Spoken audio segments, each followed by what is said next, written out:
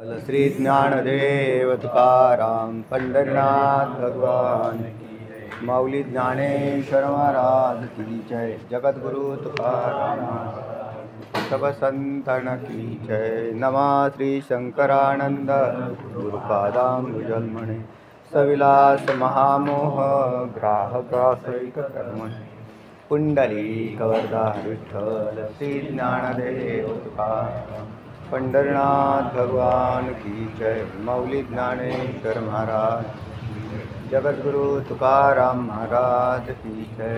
सब संतन की जय। सगळे श्लोक सगळे म्हणा।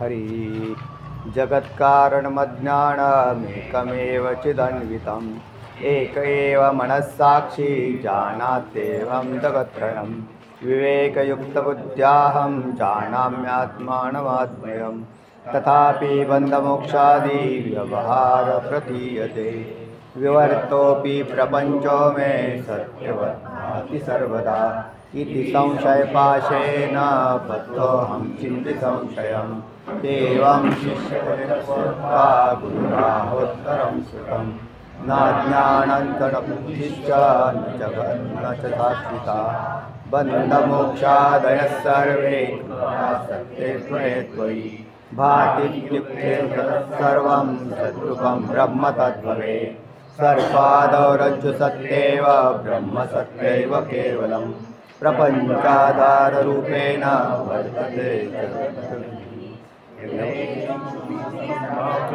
शर्करा वर्तते तथा आश्चर्यब्रह्मरूपेण त्वं व्याप्तोऽसि जगत्त्रयम् मरुभूमौ जलं सर्वं मरुभूमात्रमेव जगत्त्रयमिदं सर्वं चिन्मात्रं सुविचारतः ब्रह्मादिस्तम्भपर्यन्ता प्राणिनस्त्वरिकल्पिताः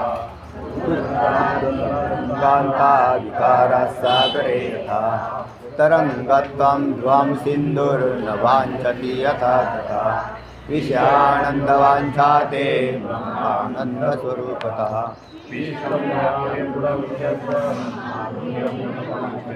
पूर्णानन्दो जगद्व्याप्य तथानन्दं न वाञ्छति दारिद्र्याशा यथा नास्ति सम्पन्नस्य तथा तव ब्रह्मानन्दनिमग्नस्य विषयाशा न सम्भवेत्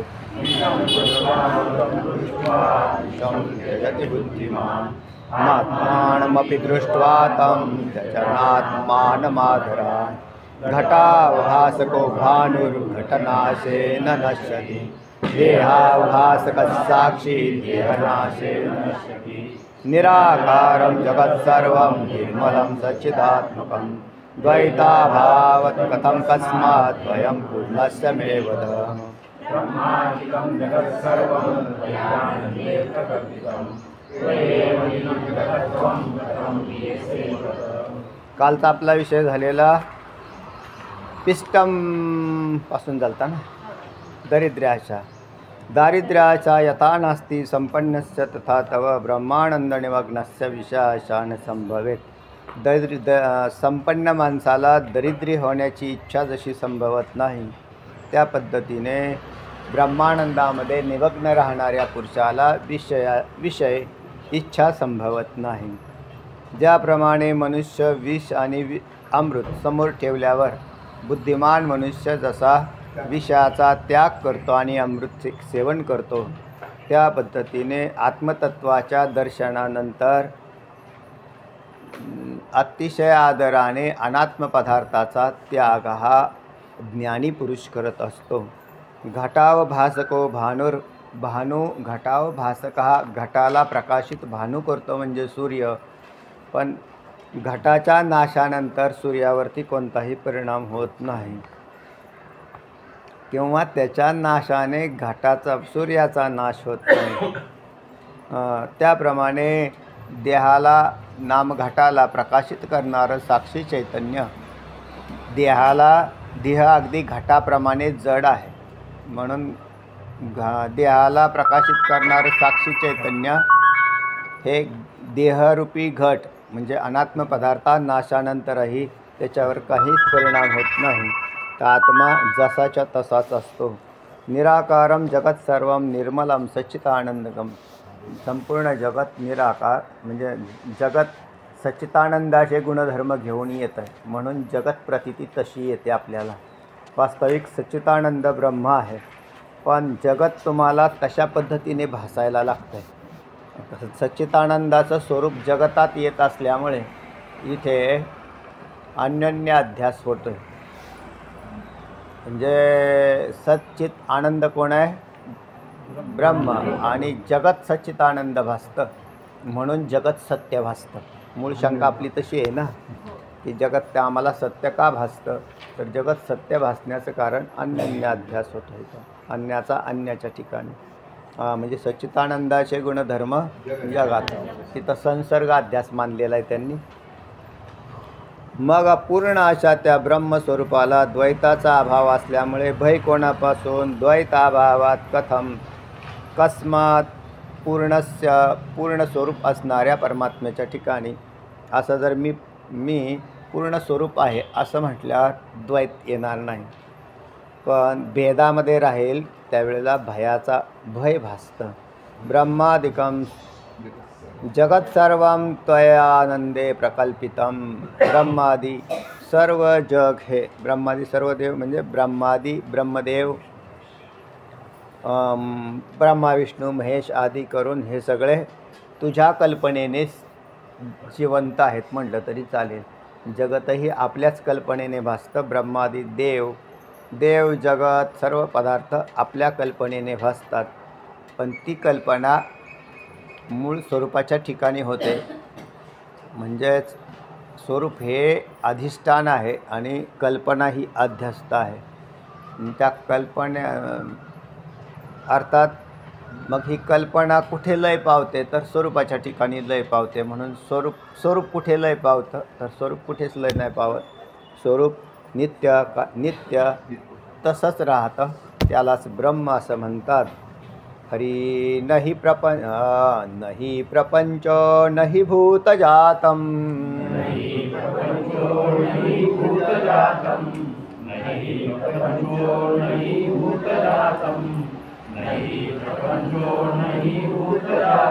न चेन्द्रियं प्राणगणो न देह.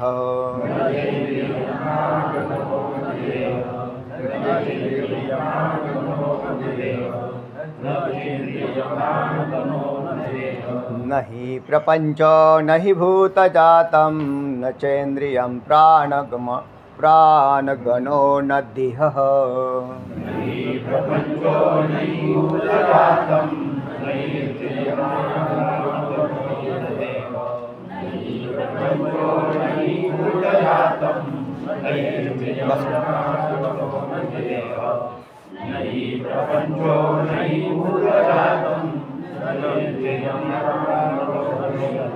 न बुद्धि चित्तं न मनो न कर्ता.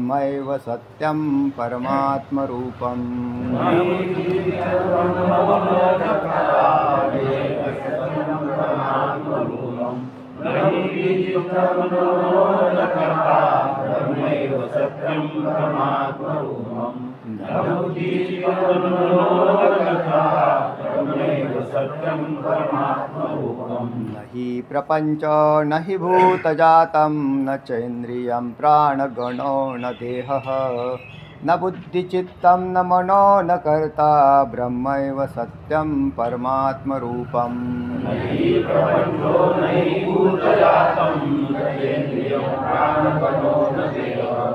न बुद्धिचित्तं न मनो न कर्ता. ब्रह्मैव सत्यं परमात्मरूपम्. नहि प्रपंचो नहि भूतजातं न चेन्द्रियं प्राणगणो न देहः. न बुद्धिचित्तं न मनो न कर्ता. ब्रह्मैव सत्यं परमात्मरूपम्. नहि प्रपञ्चो नहि भूतजातं न चैन्द्रियं प्राणपदो न देहः न बुद्धिचित्तं न मनो न कर्ता ब्रह्मैव सत्यं परमात्मरूपम्. आचार्यांना असलेला बोध ते त्यांच्या शिष्याला सांगतायत, अर्थात आपल्यालाच सांगतायत. आपण सगळे आचार्यांचे शिष्य आहोत. आपण कोणाचे शिष्य आहेत? आचार्यांचे शिष्य आहोत. आणि आपल्याला त्यांना प्राप्त असलेला बोध सांगतायत. काय आहे की एकदम ब्रह्मैव सत्यम परमात्मरूपम, केवळ एक परमात्माच सत्य आहे, तद भिन्न काही सत्य नाही. मग काय काय सत्य नाही? न ही प्रपंच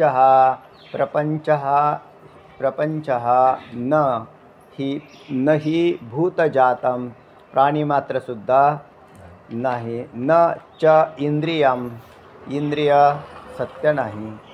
प्राणगण म्हणजे पंचप्राण, गण म्हणजे एकत्रित. प्राणगण न देह न बुद्धिचित्तं न मनः न कर्ता ब्रह्म एव सत्यम परमात्मरूपम. सांगा चौक साहेब. हां काय म्हटले? गण म्हणजे एकत्र असणं, म्हणजेच प्राणांचा गठ्ठा म्हणजेच पंचप्राण. प्राणगठ्ठा म्हणजेच पंचप्राण. सांगा. न हि प्रपंचः न हि भूतजातं न च इंद्रियं प्राणगणो न देहा गणः न बुद्धिचित्तं न मनः न कर्ता ब्रह्मैव सत्यं ब्रह्म एव सत्यं परमात्मरूपम्. बरोबर. न हि प्रपंचः न हि भूतजातं, प्रपंच नाही. भूतजात जातं म्हणजे प्राणीवर्ग,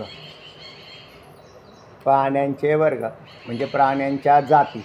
जातं म्हणजे प्राण्यांच्या जाती, म्हणजे त्याला आपण प्राणीवर्ग म्हणतो. प्राणीवर्गही नाही. मग जसा संसार नाही तसा प्राणी मात्र सुद्धा सत्यत्वाने भासा. आता ह्याच्यातला काय नाही, सत्य नाही. मग भासतात ना, तर भासले तरी सत्य नाही. मृगजळ भासतंय ना, मागचा दृष्टांत आपले आहेत तसे. वाळवंटातलं मरुभूमीवरचं जल भासतंय ना, मग भासलं म्हणून काय बिघडलं? तर भासलं तरी सत्य नाही. प्रपंचसुद्धा भासत असला, त्याचं मूळ कारण काय आहे? प्रपंचात भासलाच नसता, पण आपण अज्ञान धारण केल्याने 3 देह धारण केले. अज्ञानाच्या पोटातून 3 देह आले आणि त्या 3 देहांच्या ठिकाणी मी राहतो, म्हणून मला प्रपंच भासतो. स्थूल देह जर काढला तर प्रपंच कुठं राहिला? स्थूल देह काढून टाकला, आतले 2 देह जरी ठेवले तरी प्रपंच भासायचा बंद होईल. कारण सूक्ष्म देहाला प्रपंच भासत नाही, ते कार्यप्रविष्ट नाही. सूक्ष्म देहाला प्रपंच भासणार नाही. जसा मग त्याचं कारण आहे, सूक्ष्म देह हा जरी प्रपंचाचा घटक असला तरी त्याला भासणार नाही. म्हणून स्थूल देहाची संगत आली की देह प्रपंच भासतो. मग आम्हाला प्रपंच का भासतो? तर तुम्हीच प्रपंचाचे घटक असता म्हणून. प्रपंचाचे घटक कोणता आहे? हा स्थूल देह. म्हणून स्थूल देहाचा प्रपंच भासण्याशी संबंध आहे. अज्ञान शिल्लक राहिलं त्याचं. म्हणून जसं प्रलय कालात जीवांचे नाश नाही होत, तर जीव तसेच राहतात. मग मुक्त होतात का प्रलय कालात? तर मुक्तही होत नाही. प्रलय कालात जीव मुक्त होत नाहीत आणि भासतही नाही त्यांना काही. मग ते अव्यक्तामध्ये म्हणजे सूक्ष्म रूपामध्ये राहतात. पण त्यांचं कर्म फलीभूत झाल्याबरोबर प्रपंच भासायला लागतो. हां, स्थूल देहाचा संबंध येतो. आणि म्हणजे कर्मप्रधान झालं की स्थूल देह असतो. आणि कर्म जर प्रकर्षाने बाहेर आलेला नसेल तर तो अव्यक्तामध्ये जीव अनादी कालापासून आहे आणि तो तसाच राहतो, पण मुक्त नसतो.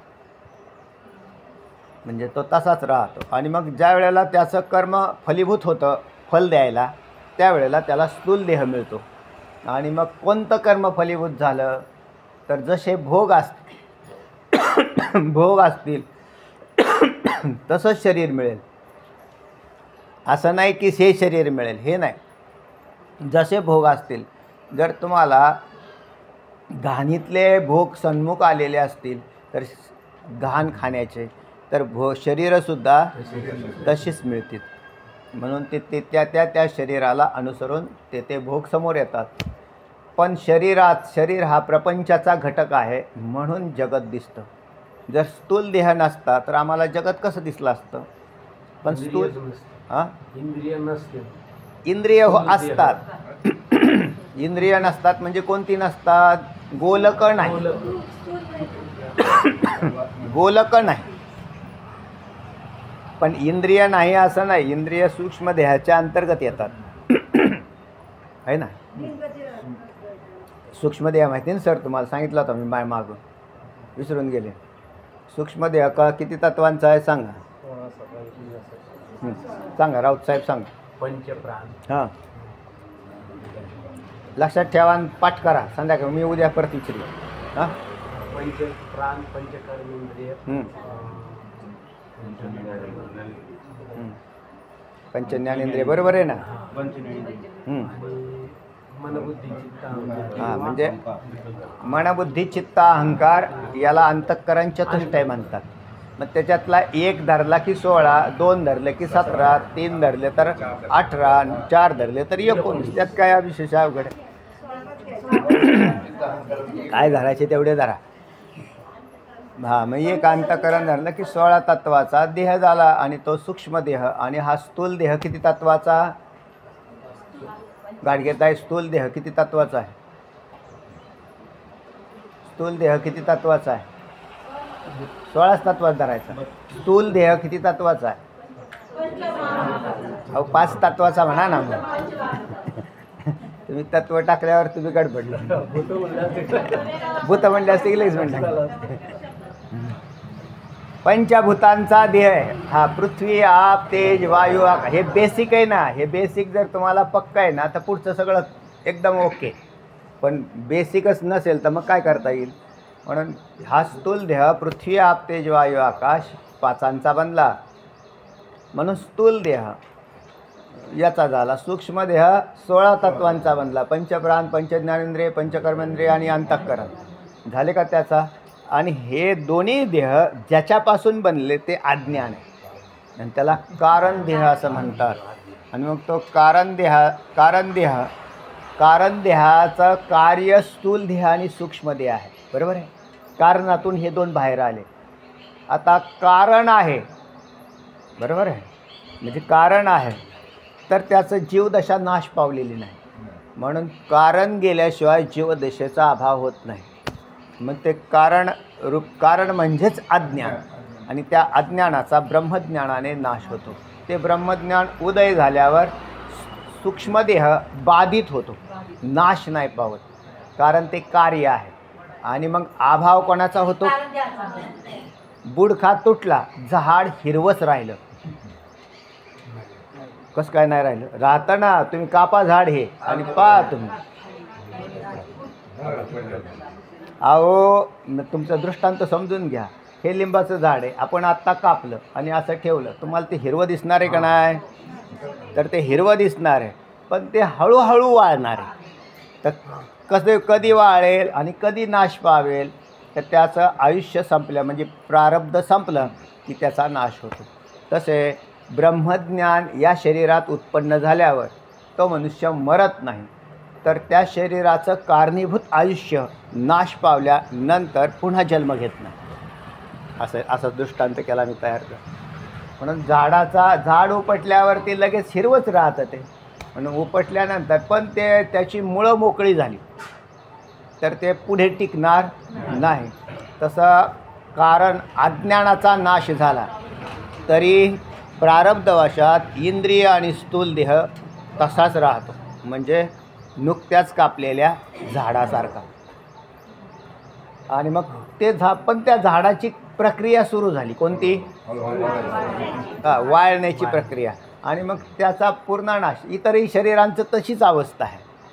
इतरही शरीरं, ब्रह्मवेत्त्याचं काय आणि इतर लोकांची शरीरं पडतातच आणि त्या पडतात तर त्यालाही कापण्याची प्रक्रिया सगळ्यांना समानच आहे.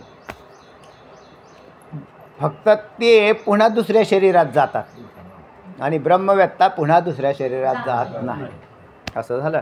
तेव्हा हा प्रपंच परमात्मा रूपाने केवळ एक ब्रह्मसत्य आहे आणि प्रपंच जो भासतोय तो प्रपंच भासणारा हा मी स्वतःच देह धारण करून बसलेलो असल्या कारणाने मला हा प्रपंच भासतोय.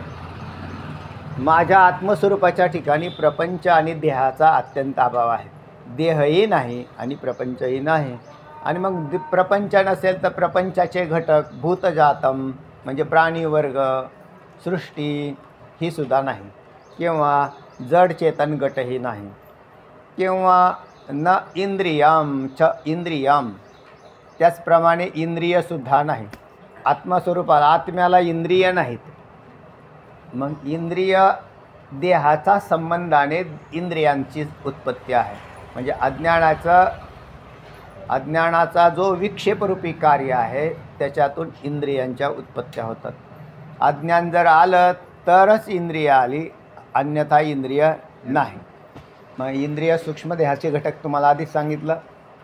म्हणून सूक्ष्म आणि स्थूल देहांना विक्षेप असं म्हटलेलं आहे. मग आता हे इंद्रिय, मग मी कोण आहे? मी इंद्रिय नाही. मग इंद्रिय काय? ते अज्ञानाचं कार्य आहे, म्हणून मी इंद्रियसुद्धा नाही. पुढे जाऊन म्हणतात न प्राणगण हा, मी प्राणांचा एक गट्टा म्हणजे प्राण अपान उदान व्यान समान मी नाही.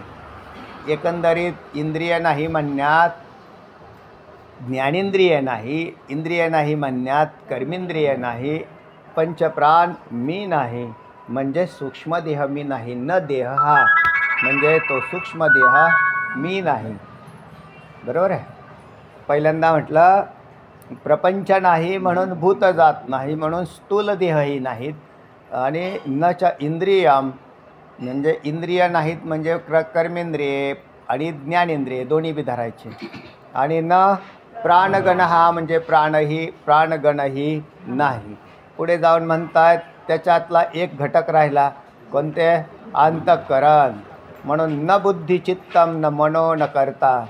मन बुद्धी चित्त तीन सांगितले म्हणजे चौथा घ्यावा. म्हणून तिथं म्हटलं, मगाशी म्हटलं ना 18, तर आता इथे 18चा विचार करतात. मग असं काही नियम नाही की 18 म्हणा किंवा 16 म्हणा किंवा 17, तर त्याच्यात बाकीच्याचा अध्याय करायचा. म्हणून मी कोण नाही? नाहम मनुष्य न च देव यक्ष न ब्राह्मण क्षत्रिय न वैश्य न शूद्र न ब्रह्मचारी न गृही वनस्तो भिक्षुर्न चाहम निजबोधरूपः. असं जसं म्हटलं होतं तसं त्या इथे मनोन बुद्धीर्ण मनोन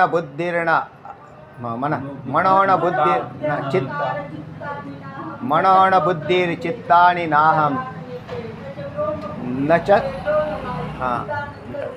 शिवहोम न च श्रोत्र जीवे न च घ्राण नेत्रे न व्याम भूमिर न योम भूमिर्न तेजो न रूपश्चिदानंद रूप शिवहोम शिवहोम. असं आचार्य आत्मषटकामध्ये म्हणतात. त्या पद्धतीने मनोन बुद्धिर्न चित्तम अहंकारम न चित्त अहंकार. मन बुद्धी चित्त अहंकार मी नाही. मग मी कोण आहे? चिदानंद रूप शिवहोम शिवहोम. मी केवळ एक शिवस्वरूप असा आहे. तसं इथं म्हटलं की न च इंद्रियम कर्मेंद्रिय मी नाही, ज्ञानेंद्रिय मी नाही, पंचप्राण मी. मग हे कोण आहेत का नाही? माझ्या ठिकाणी आहेत, मी नाही. माझ्या ठिकाणी म्हणजे माझ्या सूक्ष्मदेहाच्या ठिकाणी आहेत. मग तुम्ही सूक्ष्मदेह आहात का? नाही. बरं, मग तुम्ही बुद्धी आहात का? नाही. आणि बुद्धीशिवाय तर तुमचं काहीच जमत नाही. तुम्हाला काय काय शोधायचं असेल तर सगळं कशाने शोधताय? बुद्धीने. बरं, काही संकल्प करायचे असतील तर मनाने, काही चिंतन करायचं असेल तर चित्ताने, आणि अहंकाराला धारण करता त्यावेळेला अहंभाव. तर हे तर सगळं राहतं, पण तरीसुद्धा अहंकार मी नाही, चित्त मी नाही, बुद्धी मी नाही, मन मी नाही. कारण मी तर चिदानंद रूप शिव होम शिव होम, मी तर शुद्ध परमात्मा आहे. मग हे कुठं आहेत? हे माझ्या ठिकाणी आहेत. मग माझ्या ठिकाणी असणं वेगळं आणि मी असणं वेगळं. मी असणं मी नाही, माझ्या ठिकाणी आहे. आमचं घर आहे, मग आम्ही घरावरून कसं आहे? वेगळं आहे. माझं घर आहे, हां, मग माझं घर आहे तर मग घरावरून मी वेगळा आहे. याचा अर्थ घराचा आणि माझा संयोग संबंध आहे. तसा इंद्रियांचा आणि माझा तुम्हाला मानायचं तर तादात्म्य संबंध मानू शकता, किंवा संसर्ग मानू शकता, किंवा अध्यास मानू शकता. काल सांगितल्याप्रमाणे हां, अध्यासिक संबंध माना, तादात्म्य संबंध माना, संसर्ग माना. पण या सगळ्या संसर्ग म्हणजे संबंध आमचा आणि मंदिराचा आणि माझा संबंध आहे, म्हणजेच तो कधी आहे आणि कधी नाही. तर अशा प्रकाराने मन, बुद्धी, चित्त आणि अहंकार यांची कार्य वेगवेगळी आहेत. ज्ञानेंद्रिय ज्ञान करून देतात, कर्मेंद्रिय कर्म करतात. कोणते कोणते? ज्यांचे ज्याच्या वाट्याला जे जे काय आहेत. हाताचं देणे घेणे, पायाचं चालणे, गुदाचं विसर्जन करणं, मलमूत्र विसर्जनाची कार्य त्यांच्याकडे आहेत. त्याच्यानंतर वाणीचं बोलणं, हे कर्मेंद्रियाची कर्म. मी सगळी कर्म करतो, पण मी या कर्माचा ही कर्म मी करत नाही, मग इंद्रिय करतात. बोलतो, मी बोलत नाही, मग कोण बोलत आहे? वाक इंद्रिय बोलत आहे. हां, मी हा मोबाईल उचलला आहे असा जरी म्हणत असेल तरी मी थोडाच उचलला, ह्या हात उचलतो. मी चाललो असं म्हटलं तरी मी थोडाच चालतो, कारण मी तर सर्वत्र ओतप्रोत भरलेलं आहे. मला कुठे पाय आहेत त्या? हां, आणि म्हटलं तुमच्या देहाचे, मग ते देहाचे पाय आहेत, म्हणून देह चालतो. हात हलतात, मुख बोलतं, डोळे पाहतात, कान ऐकतात, इंद्रिय नाक घ्राणेंद्रिय गंध घेतं, त्वकेंद्रिय स्पर्श पाहतं, अजून रसनेंद्रिय रस घेतं. पण मी रस खात नाही, ना मी पाहत नाही, ना मी काही ऐकत नाही, मी स्पर्श घेत नाही, कारण मी या सगळ्यावरून असंग चिदानंद रूप शिव होम शिव होम. मी चिदानंद स्वरूप, माझं हे माझं स्वरूप आहे. म्हणून न प्रपंच, प्रपंचही नाही. जर आता मी जर सूक्ष्म देहच नाही तर प्रपंच कशाला? पहिल्यांदा तर मी सूक्ष्म देहाचा प्रपंचाचा बाद कशाने केला? स्थूल देहाने केला.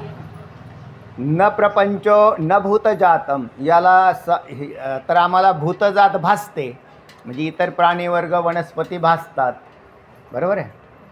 प्रपंचसुद्धा भासतो. तर त्या भासण्याचं कारण काय सांगितलं मी तुम्हाला? नाही, विसरून चालले तुम्ही. मी पहिलाच मुद्दा घेतला, म्हणून मी क्रमशः बोलतोय ना, मी काही बी नाही बोलत ना. हा, स्थूल देहाचा विषय घेतला. तर प्रपंच, या प्रपंच आणि भूतजात या प्रपंचातलीच आहे, आणि प्रपंच हा स्थूल दिसतो. त्या स्थूल प्रपंचाचा आणि भूतजातीचा संबंध स्थूल देहाच्या मार्फत आहे. कशाच्या मार्फत आहे? जर तुम्हाला स्थूल देह नाही, एखादा मनुष्य मेल्यानंतर त्याचा प्रपंचाशी संबंध राहिला का? मग तो नाही का? तो आहे. आत्मा नाही का? जीवात्मा नाही का? आहे. सूक्ष्म देह नाही का? कारण देह नाही का? सगळंच आहे, फक्त स्थूल देह नाही. मग स्थूल देह नाही म्हणून त्याचा प्रपंचाशी संबंध नाही. म्हणजे अडचण कुठे आहे? म्हणजे बाकी सगळंच आहे म्हटलं, फक्त स्थूल देह ना. स्थूल देह नाही तर त्याचा प्रपंचाचा विच्छेद झाला, संपला. पण ते म्हणले सूक्ष्म देह राहिला, मग ते पुन्हा जन्म घेईल. पण जन्म घेईल तर प्रपंचात कुठे डोकवल, जसं त्या भूछत्र कुठं उगवतील सांगता येत नाहीत. कुठे उगवते का ना ते भूछत्र? ते म्हणले हिथंच कसं काय उगवलं? त्याचं ते प्रारब्धच तिथं उगवायचं, तिथं उगवलं आहे ते. तसे हे जन्म घेणारे प्राणी, तुम्ही आम्ही आत्तापर्यंत कुठे जन्म घेतले? आता त्याला काय माप नाही. नुसते या पृथ्वीवर नाही सांगत, संपूर्ण ब्रह्मांडामधून आपण फिरून आलेलो आहे. म्हणजे सगळ्या ब्रह्मांडात अशी ब्रह्मांड किती अनंत, आणि अनंत ब्रह्मांडात पृथ्व्या किती आहेत अनंत. मग अनंत पृथ्व्यामध्ये अनंत ब्रह्मांडात एका पृथ्वीवरती बी पुन्हा भेटायला मिळणं शक्यता नाही, इतकी त्याची काय बिकट अवस्था आहे. म्हणून तर अनंत ब्रह्मांडात फिरून आलो. पण त्या वेळेला स्थूल देह घेतले, आणि ज्या वेळेला सूक्ष्म देह तसाच राहिल्यामुळे फिरावं लागलं. आता हा सूक्ष्म देहाला बाद करायचा असेल, स्थूल देहाचा नाश प्रारब्धाच्या नाशावरती होतं. म्हणजे त्या देहाचं प्रारब्ध नाश झाला, त्या देहाचं प्रारब्ध संपलं की तो देह पडला. पण प्रारब्धाचा तर संचय तसाच शिल्लक आहे ना. म्हणून मग त्या प्रारब्धाचा जो संचित कर्माचा साठा आहे तो ब्रह्मज्ञानाशिवाय नष्ट होत नाही. म्हणजे केवळ ब्रह्मज्ञानच त्याला अपेक्षित आहे ना. काड्या पेटीशिवाय गंज पेटतच नाही. म्हणजे त्याचं नियत कारण कोण आहे? पाणी नाही आहे ना. पाणी आहे का? नाही. मंत्र जपत बसले गंजीच्या समोर, म्हणून मंत्र जपल्याने गंज पेटणार नाही आहे ना. पाणी असलं तरी उपयोग होणार नाही. मग म्हटले डोकं आपटलं. डोकं आपट नाही तर काय करायचं ते कर. काडेपिटी आहे का? फक्त काडेपिटी हे त्याचं नियत कारण आहे. आणि एक काडी नुसती अशी टाकल्याबरोबर गंज पेटली. ते म्हणले हो काय आम्ही इतक्या वर्षापासून तपश्चर्या करतो आहे. हां, तपश्चर्या गंजीच्या समोर करून काय उपयोग नाही. त्या गंजीच्या ठिकाणी काड्यापेटी टाकायची, म्हणजे नियत कारण तो लक्षात आलं पाहिजे. तसं ब्रह्मज्ञानाशिवाय प्रपंच जळतच नाही. ज्ञानाग्नी सर्व कर्माणी भस्मसात कुरुते तथा यथा धांसी समिद्ध अग्निर्भस्मसात कुरितो अर्जुन. हां, त्याच्याशिवाय त्याचा नाश होत नाही. म्हणून नियत कारण जर नाही सापडलं तर कशालाही काही बी जोडतात, आणि काही जोडून काही उपयोग होत नाही. मग त्याला जी उपयोगिता ती कळावी लागते, अन्यथा नाही. मग त्याला या सूक्ष्म देहाचा नाश कशाने होतो? केवळ ब्रह्मज्ञानाने त्याचा बाध होईल. पण मग त्याचा बाध ज्या काळात होतो त्यावेळेला त्याच्या कारणाचा नाश म्हणजे कारण देहाचा नाश होतो. म्हणून ब्रह्मज्ञानाने अज्ञान जातं. अज्ञान नाश झाल्याशिवाय सूक्ष्म स्थूल देह, आता स्थूल देह पुढे कसं काय राहील? कारण प्रारब्धच नाही शेष राहिलं. शास्त्रात संगती अशी लावली आहे, संचित कर्म, प्रारब्ध कर्म आणि तिसरं कर्म क्रियमान. हे 3 कर्म तर माहिती आहेत. क्रियमान म्हणजे क्रियमान म्हणजे आपल्या दररोज सकाळी उठल्यापासून संध्याकाळपर्यंत जे कर्म होतं ते सगळं कशात धरलं जातं? क्रियमान. आणि आत्ता आपण जे भोगतोय ते प्रारब्ध. आणि एक हा देह सोडून अनेक जन्माचं संचित कर्म खाली मागं पडलेलं आहे. म्हणून ब्रह्मज्ञानाने संचिताला आग लागली, प्रारब्धाचं काहीच नाही झालं. प्रारब्ध जसंच्या तसं झालं. आणि मग क्रियमान पुढं साठाच नाही राहत. क्रियमान कसं लागत नाही? तुम्हाला नवीन आयडिया देतो, बरोबर आहे ना. गोडाऊन लागतं का नाही? माल ठेवायला तुमच्याकडे काय लागल? माल जाऊन द्या हो. घरात तुम्हाला जरी काही आणलं तरी म्हणजे काही कुठलीही वस्तू ठेवण्यासाठी पहिल्यांदा घर लागतं, आणि घरच नसेल तर त्या माणसाने कुठं ठेवायचं आहे ना. म्हणजे पिशवीसुद्धा नाही, घरसुद्धा नाही, काहीच नाही. तसं ज्ञात्या पुरुषाची सगळी घरं जळाली, म्हणजे गोडाऊन जळाली. ठेवायला जागा तर पाहिजे ना, कुठं टाकणार ते? म्हणून ठेवायला जागा नाही त्याच्याकडे. ब्रह्मवेत्त्या पुरुष, म्हणून त्या ब्रह्मवेत्त्या पुरुषाकडून कर्म घडत नाही. आणि घडलेलं कर्म म्हणजे त्याला अहंकार रहित असतं, म्हणून ते म्हणजे साठ्यामध्ये जात नाही. चला, तेव्हा प्रपंचाला कारणीभूत, भूतजाताला कारणीभूत स्थूल देह, त्याच्यानंतर सूक्ष्म देह. त्या सूक्ष्म देहाचं वर्णन केलं. त्या सूक्ष्म देहामध्ये मी सूक्ष्म देहच नाही, म्हणून सूक्ष्म देहाच्या घटकाकडून घडणारी कर्मही माझी नाहीत. मी बोलतो, कोण म्हटलं मी बोलतो? मी तर मुका आहे, मी काहीच बोलत नाही, मी चालत नाही, मी हालत नाही. नैव किंचित करोमीति युक्ते मन्येत तत्त्ववेद. पश्चन स्पृशन जिघ्रण नश्नन गच्छन स्वपन स्वशन प्रलपन विसृजन गृह्णन नुमिशान नामिशान्नपी. तर तेव्हा मी यातलं काहीच करत नाही.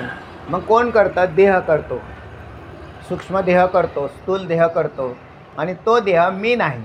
मग मी सच्चिदानंद ब्रह्मच आहे. तेव्हा न मनहा न करता, म्हणून मी यांचा समुदायाचा प्रमुख म्हणून तिथं करता जन्म घेतो. जीवात्मा म्हणतात त्याला. मग तो जीवात्मा काय करतो? कर्म करायला लागतो. मग तो जीवात्मा भ्रांतीने त्यांच्याशी संलग्न राहिल्यावर कर्माचा अहंकार धारण करतो. पण जर अहंकार धारण करत नसेल तर कर्ता अस्तित्वात राहिला तरी काही बिघडत नाही.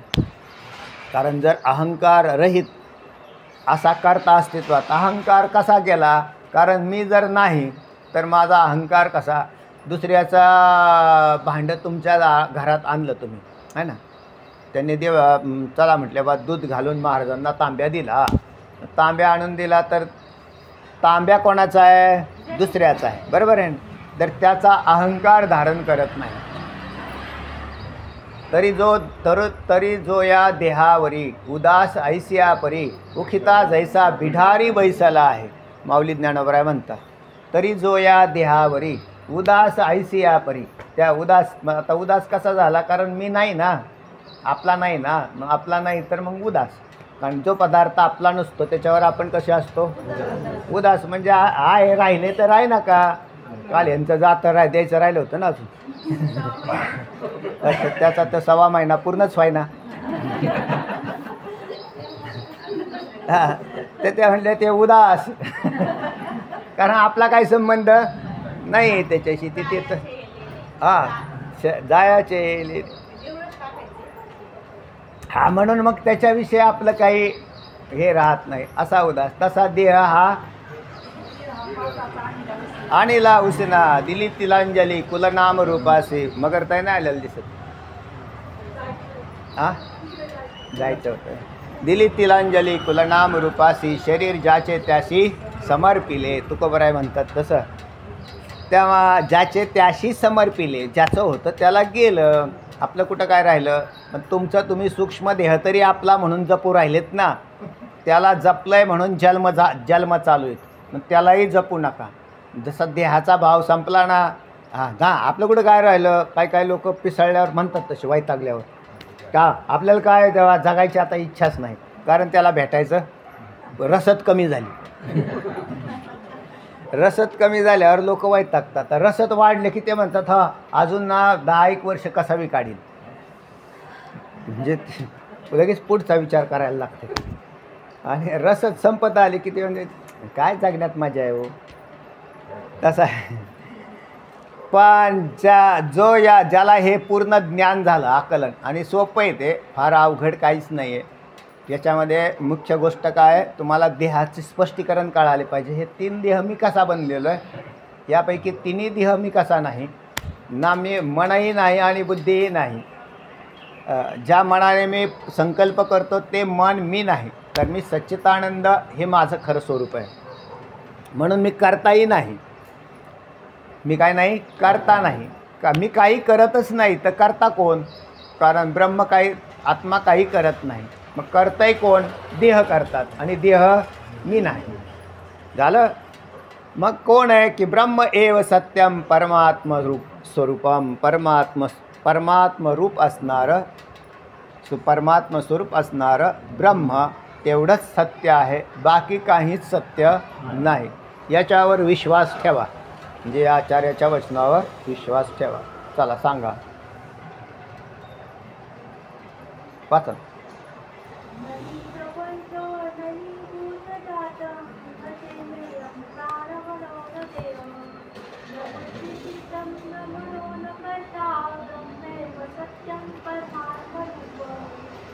केवळ परमात्मा रूपी ब्रह्म सत्य आहे.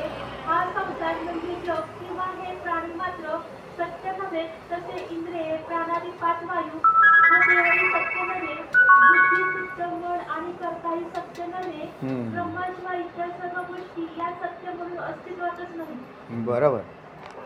तेव्हा अशा प्रकारचे केवळ सत्य परमात्मा आहे. आणि जगत सत्य नाही, जीव सत्य नाही, देवही सत्य नाही. ज्याने हा प्रपंच निर्माण केला तोही नाही. तर त्याचं अधिष्ठान सत्य आहे, म्हणजे परमात्मा. त्याला ब्रह्म असं म्हणतात. म्हणून ईश्वर, जगत आणि जीव हे काही सत्य नाही. मग केवळ परमात्माचा सत्य आहे. सर्वं सुखं विद्धि सुदुःखनाशात्.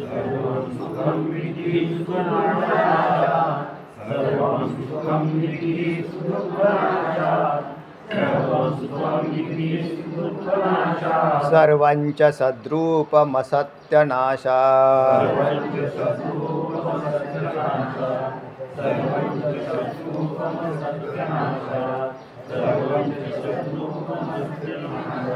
सर्वं सुखं विद्धि सुदुःखनाशात्. सर्वञ्च सद्रूपमसत्यनाशात्.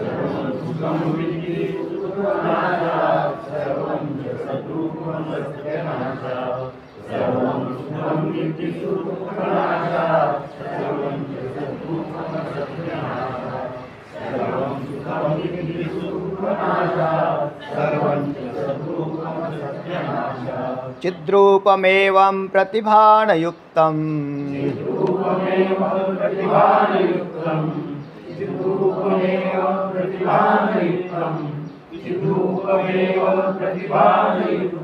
तस्मात् अखण्डं परमात्मरूपम्.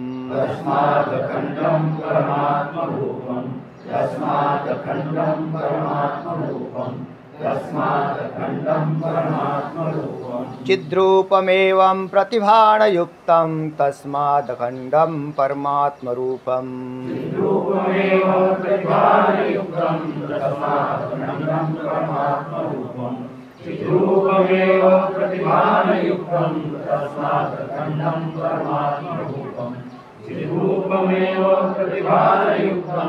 तस्मादखण्डं परमात्मरूपम्. सर्वं सुखं विद्धि सुदुःखनाशात्. सर्वञ्च सद्रूपमसत्यनाशात्. चिद्रूपमेवं प्रतिभानयुक्तं. तस्मादखण्डं परमात्मरूपम्.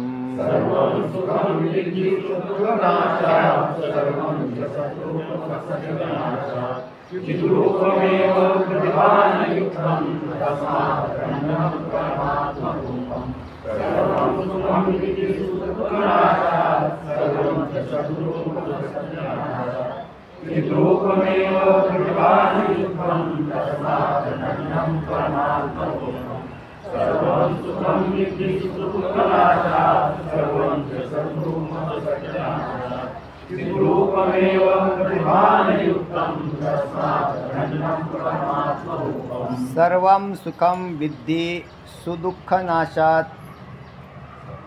सर्वञ्च सद्रूपम् असत्यनाशात्. असत नाशात असे निघतं त्याचं, म्हणून असत्य नाशात असे केले. सद्रूपम असत्य नाशात. चिद्रूपम एव प्रतिभानयुक्तं. तस्मात् अखंडम परमात्मरूपम. परत ऐका. सर्वं सुखं विद्धि सुदुःखनाशात्. सर्वञ्च सद्रूपम असत्यनाशात्. चिद्रूपम एव प्रतिभानयुक्तं. तस्मात् अखंडम परमात्मरूपम. चोबेताई.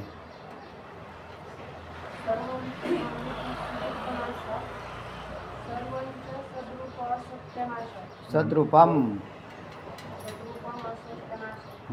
मचा अनुस्वार आला आणि अ राहिला.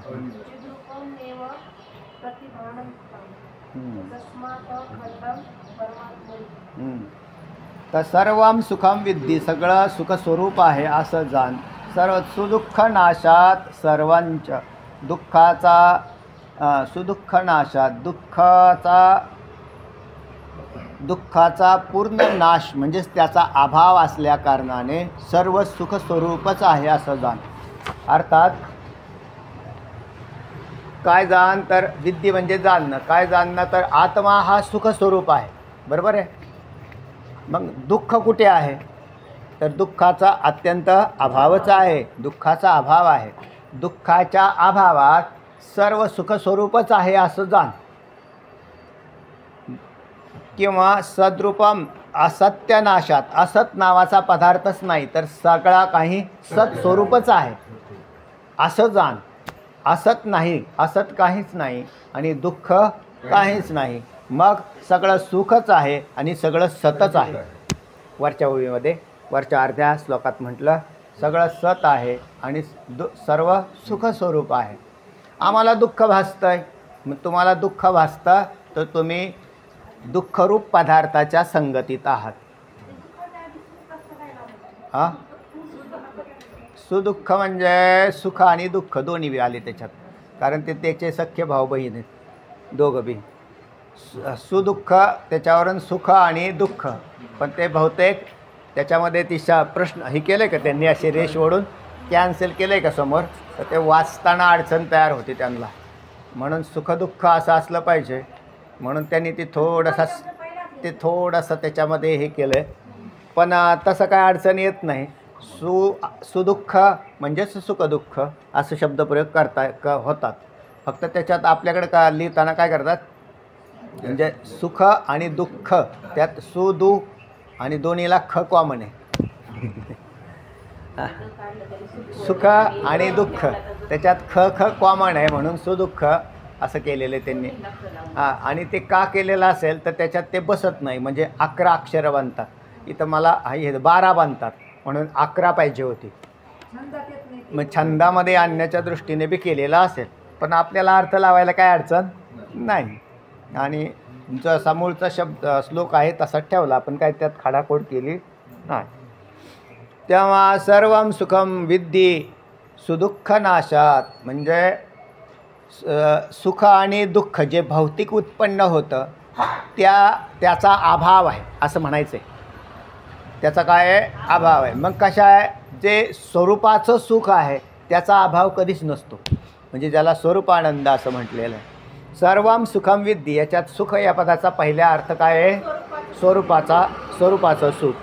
आणि सुदुःख नाशात, म्हणजे जेवढं सुखदुःख म्हणून प्रपंचात उत्पन्न होतं ते वृत्तीजन्य असतं आणि त्याचा अभाव आहे असं सांगितलं आहे पुढं. ते सगळं काय आहे, त्याचा अभाव आहे. जसं असताचा असत नाही तर केवळ सतच आहे, तसं सुखदुःख रूपी वृत्तीजन्य सुखदुःख नाही तर केवळ सुखच आहे. अर्थात याचा अनुभव जीवाला नाही होत, जीवाला वृत्तीजन्य सुखदुःखाचा अनुभव होतो आणि महात्म्यांना केवळ सुखाचा अनुभव होतो.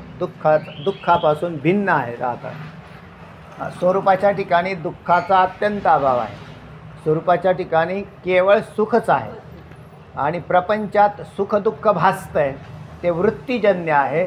आणि काल जसं तुम्हाला सांगितलं श्लोकात काय की ब्रह्मानंद निमग्नस्य विषयाशा न संभवेत, जो ब्रह्मानंदात निमग्न असतो त्याला विषयाची आशा संभवत नाही.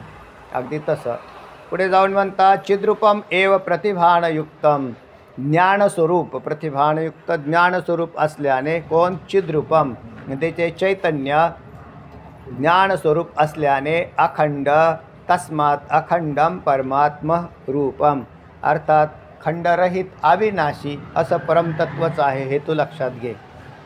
कोण सत, ते सत कसं आहे तर ते सत कसं आहे तर ज्ञानस्वरूप असं आहे. आणि ज्ञानस्वरूप असं असणारं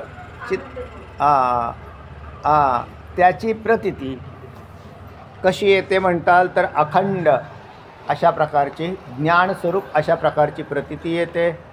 तस्मात म्हणून तू परमात्म स्वरूपच आहेस हे लक्षात घे.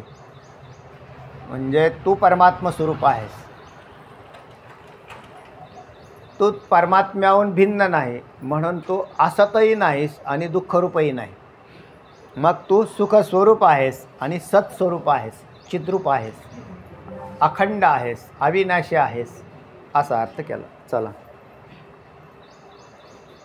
सर्वं सुखं विद्धि सुदुःखनाशात्, सर्वं च सद्रूपं सत्यनाशात्, चिद्रूपमेव प्रतिभानयुक्तं, तस्मादखण्डं परमात्मरूपं. तर दुःख या तत्वाच्या पूर्ण नाशाभावामुळे हसल्या श्लोकाला उच्चार म्हणजे लय आणायचा असेल ना तर पहिलं चरण हळू, म्हणजे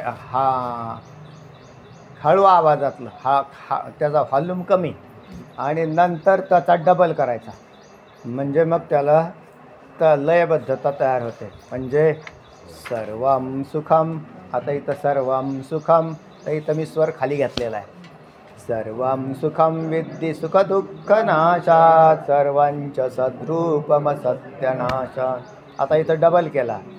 चिद्रूपमेवं प्रतिभानयुक्तं तस्मादखंड परमात्मरूपम. असा लय द्यायचा. सांगा, वाचा. दुःख या तत्वाच्या पूर्ण नाशा म्हणजे अभावामुळे सर्व सुखरूपच आहे. दुःख या तत्वाच्याच पूर्ण नाशामुळे म्हणजेच त्याचा अभाव असल्यामुळे सुखरूप आहे. अर्थात या सृष्टीत दुःख नावाचा प्रकार नाहीच. मग हे दुःख मनोजन्य आहे, म्हणजे मनाने निर्माण केलेले, मनाने अनुकूल आणि प्रतिकूल भाव निर्माण केलेले आणि त्याच्यावरती सुख दुःख भासतं. वास्तविक सुखही नाही आणि दुःखही नाही. कारण मी कोण आहे तर परमात्मा आहे. मग माझ्या ठिकाणी परमतत्वाच्या ठिकाणी माझं स्वरूप काय आहे? सच्चितानंद आहे. मग सच्चितानंद दुःखी कसा काय होईल? सच्चितानंद दुःखी कसा झाला? जर मी काय आहे? सच्चितानंद स्वरूप आहे, तर मग मी दुःखी कसा होईल? मी दुःखी कसा झालो? तर मी माझ्या स्वरूपाला विसरलो, म्हणजे त्याच्या स्वरूपाचं विस्मरण झाल्याने मी देह तादात्म्यावरती येतो आणि देहाचा तादात्म्य न इतकं बंत पक्क होतं की मग त्या देहसंबंधीने अनुकूल प्रतिकूल ज्ञान आणि मग त्याच्यामध्ये मी कधी सुखी असतो आणि कधी दुःखी राहतो. जर मी देहावर आलो तर मग देहावर आल्यावर सुखी दुःखी असतो. पण तुम्ही देहावर काय येता? प्रकृतीजन्य प्रारब्धजन्य स्थितीत यावं लागतं, व्यवहार करावा लागतो आणि व्यवहार कालामध्ये मग वृत्ती सुखदुःखाकार बनते. लय फार चिंतन केलेलं असेल तर मग तो चिंतनाच्याद्वारे त्याचा निराश करतो, किंवा हे झालेले व्यवहार जे काही भासतंय ना मला, तर ते हे मला केवळ त्याची प्रतीती येते, त्याचा माझ्याशी काही संबंध नाही. असा नित्यज्ञान ज्याच्याकडे तेवत राहतं तो प्रपंचाच्या सुखदुःखाने म्हणजे हेलकाव्याने प्रारब्धजन्य असतात ते, त्याच्यातही प्रारब्ध भोग समोर करतं, सुखाचे किंवा दुःखाचे. मग ते दुःखाचे भोग का समोर आले तर याचं उत्तर प्रारब्ध, आणि सुखाचाही भोग का समोर आला याचंही उत्तर प्रारब्धचं. मग दुःखाचा भोग समोर आल्यावर तो मनुष्य देह तादात्म्याला धरून असल्याने दुःखी बनतो आणि देहाचं तादात्म्य असल्याने सुखाचा भोग समोर येतो त्यावेळेला सुखी बनतो. जो देह तादात्म्यात राहत नाही तो सुखाच्या आणि दुःखाच्या दोन्हीही भोगाकालात समान असतो. म्हणून मग तो सच्चितानंद स्वरूपाला सोडतच नाही, म्हणून नित्य सुखीच राहतो.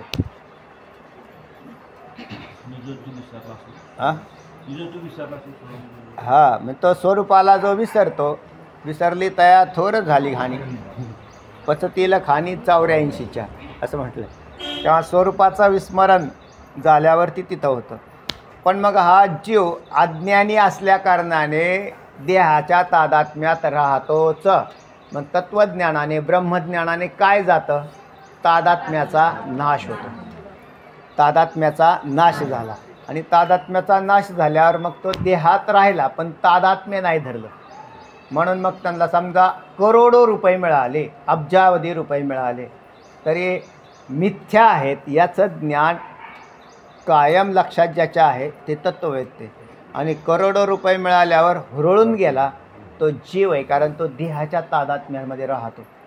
आणि मग ते करोडो रुपये दुसऱ्या दिवशी गेले आणि मग तो दुःखी झाला. आले होते ते स्वप्नीचे मृगजळ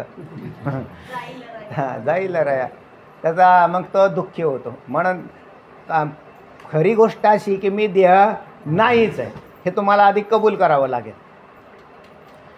मी देह नाही हे जो कबूल करेल तो आत्मस्वरूपाच्या ठिकाणी स्थिर होईल. आणि मग जे होईल ते तुका म्हणे काय, जे होईल ते पहा. काय प्रमाण? तुका म्हणे उगेच राहा आणि जे होईल ते पहा. उगे कुठे राहा? स्वरूपाच्या ठिकाणी. वा, तेव्हा स्वरूपाच्या ठिकाणी उभे राहा आणि मग जे जे होईल ते ते पहा. म्हणजे काही जलमले, काही मेले, काही आलं, काही गेले. हां, मग जे जे होईल ते ते पहा. पहा का करा? तर पहा म्हणजे आता करा हा बी शब्द प्रारब्धजन्य अवस्थेत लागतो बरं का. कारण महात्मा पुरुषांचं हे कर्म हे प्रारब्धामध्ये असतं शिल्लक, ते आपले करत राहतात. पण केल्याने काय फायदा झाला आणि केल्याने काय तोटा झाला हे पाहत नाही तो महात्मा, आणि जो फायदा तोटा पाहतो तो जीव. तर त्या अशा प्रकाराने आहे. एक मी ज्ञानस्वरूप अखंड चैतन्य स्वरूप आहे असं म्हटल्यावर, आणि मग असत नावाचा पदार्थ वास्तविक अस्तित्वात नाही. आता याला दुसरी संगती काय? सुखदुःखाची सांगितली की तुम्हाला सुखदुःख का भासतं, पण हे जगत आहे ते असत नावाचा पदार्थ अस्तित्वात नाही असं म्हणतात. मग आहे ते परमात्माचं आहे. तर खरी गोष्ट अशी आहे की एक सत्परमात्माच पूर्वी होता, आणि मग नंतर काय आलं? पूर्वी एक काय होता? सत्परमात्माच होता, है ना. एकमेवा अद्वितीयम ब्रह्म, है ना. आणि ते पूर्वी एकच होतं. आणि मग आत्ता काय आलं आहे म्हटले? आत्ता असत आलं आहे. मग आत्ता कसं काय आलं? तर एक सत्परमात्माच आहे याच्या ही बुद्धी अधिष्ठानाची आहे, आणि असताची बुद्धी ही देहाला धरून उत्पन्न होते. जसे देहाला धरून सुखदुःखाची बुद्धी उत्पन्न होते, तसं तो देहच मुळात असत असल्या कारणाने त्या देहाचा आणि प्रपंचाशी संबंध आला. म्हणून देहामध्ये उभा राहणाराला प्रपंच असत भासत नाही तर सत भासतो. वाचलं का? तसेच असताचाही पूर्ण अभाव असल्यामुळे सर्व तद्रूपच आहे असे तू जाण. असताचाही पूर्ण अभाव असल्याने, असताचा म्हणजे जगाचा, असताचा म्हणजे प्रपंचाचा, प्राणी मात्राचा, वर सांगितल्याप्रमाणे हा सगळा काय आहे? अभावच आहे. त्यांचा अभाव कसा आहे? त्यांचा अभाव कसा आहे? अहो नाहीच आहे ना. हां, ते सत्यत्वाने उपलब्ध होत नाही. जसा मृगजळ उपलब्ध होत नाही, अगदी तसाच रज्जूवरचा सर्प उपलब्ध होत नाही, फक्त भासतो. आणि भासण्याची संगती सांगितली. चला. ज्ञानरूप असल्यामुळे ते चैतन्यरूप ब्रह्मच एक अविनाशी असे परमतत्व आहे हे तू लक्षात घे. हां. चिदेव देहस्तु चिदेव लोकाश, चिदेव भूतानि चिदिंद्रियाणि, चिदेव देहस्तु चिदेव लोकाश, चिदेव भूतानि चिदिंद्रियाणि.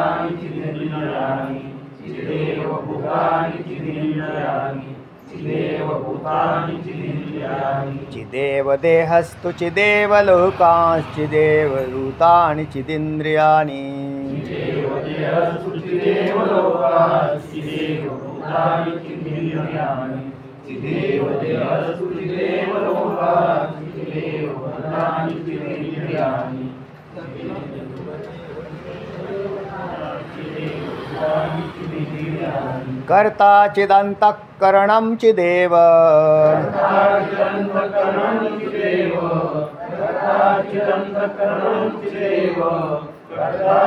चिदेव सत्यं परमात्मरूपम्.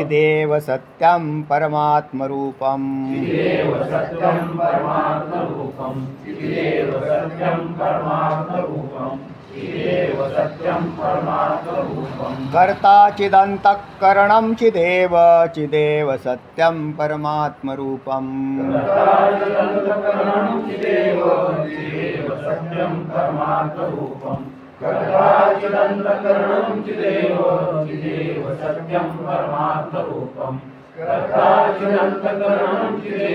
चिदेव सत्यं परमात्मरूपम्. चिदेव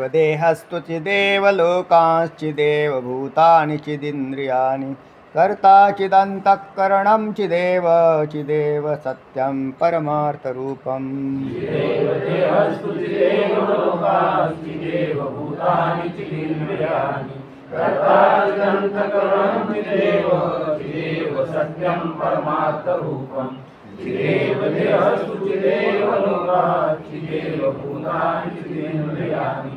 कर्ता चिदंतःकरणं चिदेव, चिदेव सत्यं परमार्थरूपम्. सत्यं परमार्थरूपं देव देहस्तु देव लोकानि देव भूतानि इंद्रियाणि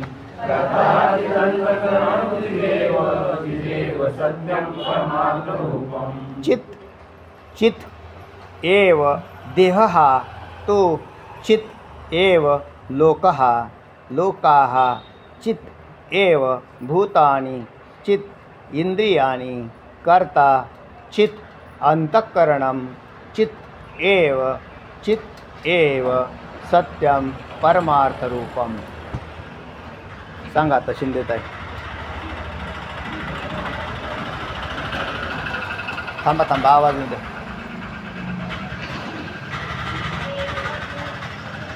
हा. काय काय काय काय हां हां हां ऐका परत मी काय म्हणतो ते. चित एव देहः तू चित एव लोकाः चित एव भूतानि चित इंद्रियाणि कर्ता चित अंतःकरणं चित एव सत्यं परमार्थरूपं. सांगा आता.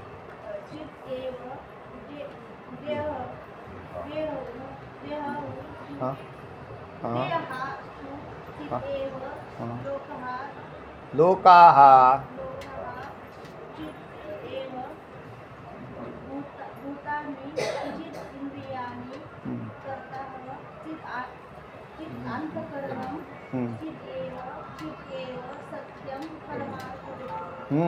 चित्तेव सगळीकडे चित चित चित चित करून टाकलं त्यांनी. चित केलं म्हणजे आचार्य म्हणतात सगळं चितच आहे, सगळं चितच आहे. लोक चित आहे, देह चित आहे, अंतःकरण चित आहे, कर्ता चित आहे, भूतानी चित आहे, इंद्रियानी चित आहे, अंतःकरण चित आहे. चितेव चिदेव चितच आहे, चितच आहे. सर्व काही परमार्थता चितच आहे असा सगळा अर्थ लागला. तुम्हाला चित एकच शब्द आला आहे त्यातला महत्त्वाचा. सर्व चैतन्यच आहे. चितपदाचा अर्थ काय? चैतन्यच आहे. सर्व ज्ञानरूप चैतन्यच आहे, परमात्माच आहे. सर्व चैतन्यच आहे. मग म्हटले सर्व चैतन्य देह चैतन्यच आहे.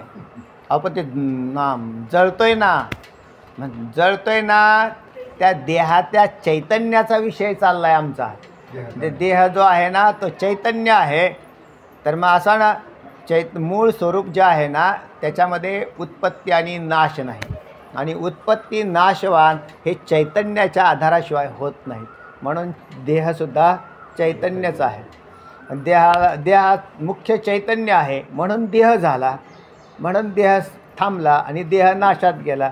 तुमचं काय गेलं? तुमचं काहीच नाही गेलं. म्हणून तो चैतन्यच आहे. देह चैतन्य रूप आहे. चैतन्य रूप आहे म्हणण्यात चैतन्यच देह आहे. नाहीतर दुसरी संगती सांगतो. तुम्ही देहाला कसं मानता? देहाला कसं मानता? जड मानता का चेतन मानता? देहाला जड मानता, बरोबर आहे ना. देहाला जड मानता. मग जड देह काम करतो का? जड देह काम करत नाही. म्हणून ते आत्ता या देहामध्ये काम करते ते चैतन्यच आहे ना, चैतन्यच आहे. म्हणून देह जड आहे ना, तो जड देह मग नंतर पडला, त्याच्यातून बाजूला झालं चैतन्य म्हणजे जीवात्मा, की तो देह पडतो आहे. पण मग ज्या वेळेला तुम्ही देहात आहे त्यावेळेला काय आहे? देह हा चैतन्यमय असा आहे. म्हणून दोन तत्व भिन्न आहेत, एक चेतन आणि एक जड तत्व असं आहे. ते जड तत्व जडच आहे आणि देह सारा काय आहे? चैतन्यमय असा आहे. दुसरा आहे जडाला चेतनता आणलेली कोणी? चैतन्याने. दुसरा मुद्दा असा, जडाला चेतनता. एरवी जड चेतन बनतच नाही, बरोबर आहे. मग पंचमहाभूतांचा हा पुतळा चेतन स्वरूप कुणी केलेला आहे? तर चेतनानेच केला, म्हणून देह चेतन आहे. लोक हा म्हणजे देह हा जसा चेतन आहे तसा म्हणजे देह चैतन्य रूप आहे. या म्हणण्यामध्ये देहाला चैतन्याने चैतन्यत्व बहाल केलेलं आहे. चैतन्यत्व कोणी बहाल केलं आहे? चैतन्याने. कारण चैतन्य जर नसेल तर देह या पदात दहती इति देह असं म्हटलेलं आहे. ज्याचं दहन होतं तो देह, आणि मग जे चित ज्ञानस्वरूप नित्य असतं ते चैतन्य. मग चित देह आहे असं म्हणण्यामध्ये दहन होणाऱ्या तत्वाला चैतन्यता ज्याने आणलेलं आहे ते चैतन्यच आहे. हे जे दहन होण्याची क्रिया, आता एक पहा ना, जसे उत्पत्ती, जडाची उत्पत्ती झाली, ही जडाची जडापासून उत्पत्ती होत नाही तर चैतन्यानेच होते. जड टिकतो चैतन्यानेच टिकतो, आणि जड नाशात जातो तेही चैतन्याच्या येण्या जाण्याने, म्हणजे चिदाभासाच्या येण्या जाण्याने घडतं. म्हणून देहसुद्धा चैतन्यमय असा आहे. झाला, वेगळ्या भाषेत सांगतायत आचार्य, कारण सगळ्या प्रपंचाला चेतनता सांगायची आम्हाला, म्हणून सांगायचं, चैतन्यता सांगायची आहे. तसे सगळे लोक चैतन्यच आहेत. सगळे लोक चैतन्यमय आहेत का नाही? नाही ना. चेतनता प्रत्यक्ष प्रतीतीला येते. जर तुम्ही चेतन नसता तर उठून इकडे आलेच नसते. उठून आले असते का ना? ज्या अर्थी येता त्या अर्थी तुम्ही चेतन आहात, म्हणजे चैतन्यच आहे. हां, चाले शरीर कोणाचे असते, कोण बोलावी ते हरिवी, देखवी ऐकवी एक नारायण. तिथं नारायण शब्द असाच आहे. लोकाहा चित एव भूत, आणि सगळी भूत कशावर जगतात? या चैतन्यावरच आहे. चित एव भूत, आणि सगळी भूत चैतन्यमय अशी आहेत. म्हणूनच हे झाडामध्ये काय आहे? चेतनता दिसते. सुंदर दिसतंय का नाही हे झाड? तर हे सच्चिदानंद आनंद स्वरूप झाड दिसतंय का नाही? मग याच्यात चेतनता आहे म्हणूनच दिसत आहे. म्हणून सगळी भूतं म्हणजे वनस्पती, प्राणी, सगळी सृष्टी जी आहे ही सगळी चेतनता प्रत्यक्ष ब्रह्माचीच आहे. चेतन इंद्रिय आहेत, पाहतात ना. इंद्रिय जड आहेत का चेतन आहेत? जड. जर त्यांना जड मांडलं तर ती पाहतील का? नाही. म्हणून ते चेतन आहेत. म्हणून ते कोणाच्या प्रकाशाने पाहतात? तर चेतनाच्या प्रकाशानेच इंद्रिय पाहतात. सगळी इंद्रिय त्याच्यामुळेच चेतन स्वरूप बनलेले. सांगा श्लोक सांगा ना तुमने ताई.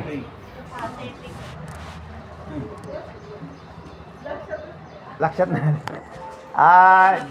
डोळा चक्षु कोणाच्या प्रकाशाने पाहतो?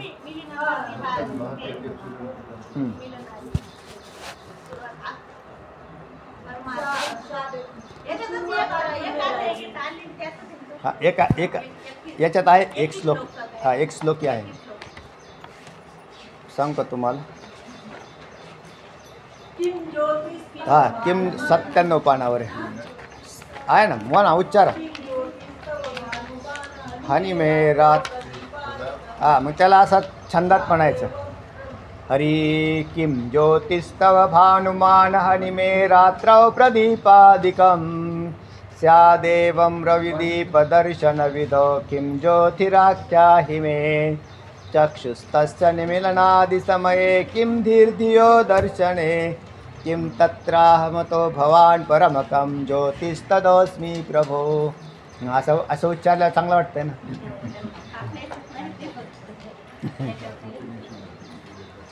हां, ते वृत्ती प्रभाकरच्या तिथं आलेला आहे श्लोक, सुरुवातीला आलेला आहे, पाहून घ्या. हां, प्रस्तावनेमध्ये आहे. चला वाचा.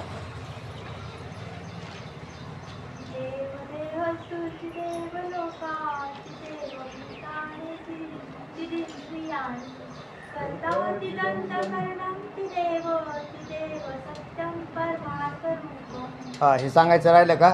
अंतःकरण चित, अंतःकरणम चित एव सत्यम परमार्थ रूपम. कर्ता हा सुद्धा काय आहे? चित आहे. का कर्ता चित आहे. मग चित नसेल तर त्यांनी व्यवहार केला असता का? नाही. प्रकृती काय करेल तेव्हा? जड प्रकृती स्वतः काय करणार नाही. मग ज्या अर्थी तो व्यवहार करतोय त्या अर्थी तो चैतन्यमय असा आहे. म्हणून आपण कर्तावी चैतन्यमय आहोत. खातो, पितो, राहतो, जगतो, पाहतो, सगळं काही हे व्यवहार चालला आहे हा केवळ चैतन्याचा व्यवहार आहे, चित्तचा व्यवहार आहे. चित्त जर काढून घेतलं तरी यातला व्यवहार सिद्धच होणार नाही, कारण देह हा जड तत्वाचा आहे. मग त्या देहाला चिदत्व लोकांना चिदत्व, प्राणीमात्राला भूतजातीला चिदत्व, इंद्रियसुद्धा पंचमहाभूतांची कार्य आहेत म्हणून त्यांनासुद्धा चिदत्व. पुढे जाऊन कर्ता हा सुद्धा त्या आहे तो भूत जातीमध्येच उत्पन्न झालेला आहे भूतमात्रामध्ये म्हणून त्यालाही येणारं चिदत्व. अंतःकरण हे सुद्धा अपंचकृत पंचमहाभूतांच्या अर्ध्या सत्वगुणांपासून उत्पन्न झालं म्हणून पंचमहाभूतांपासून झालं म्हणून तेही जड आहे त्याला ही चिदत्व.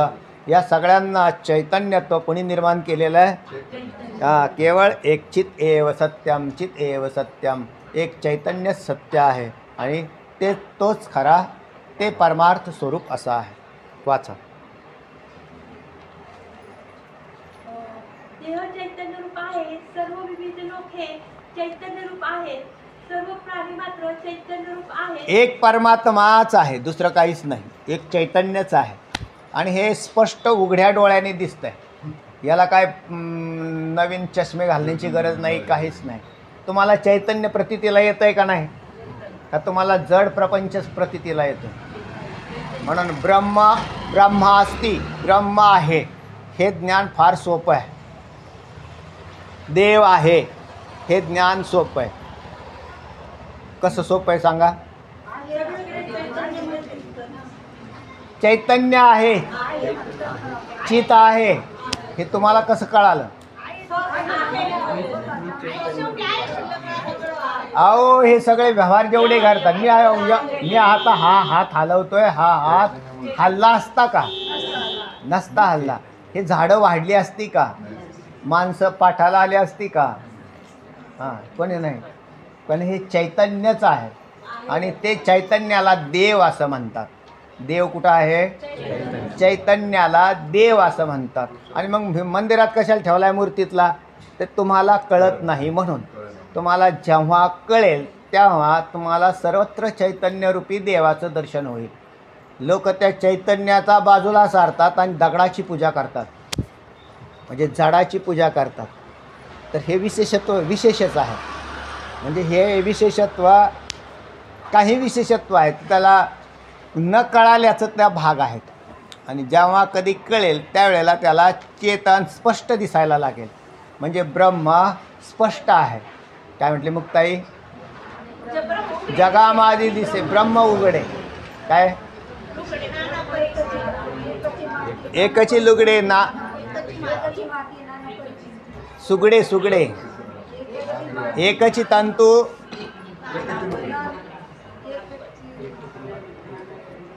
सुगडे आणि हे लुगडे.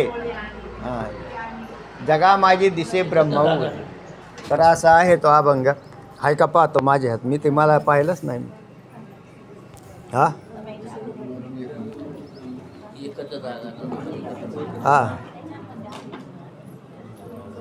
नामदेव महाराज, बहिणाबाई, संत मुक्ताबाई.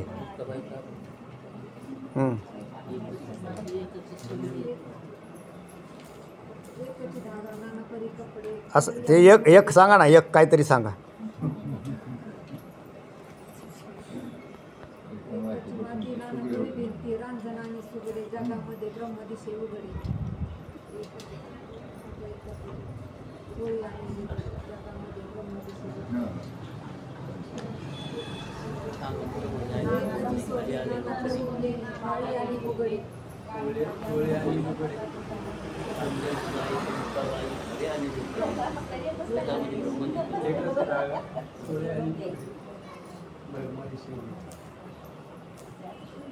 नाही दिसत त्याच्यात अभंग नाहीत.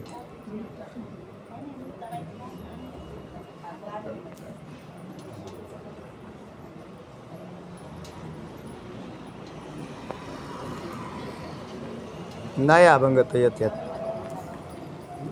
चला.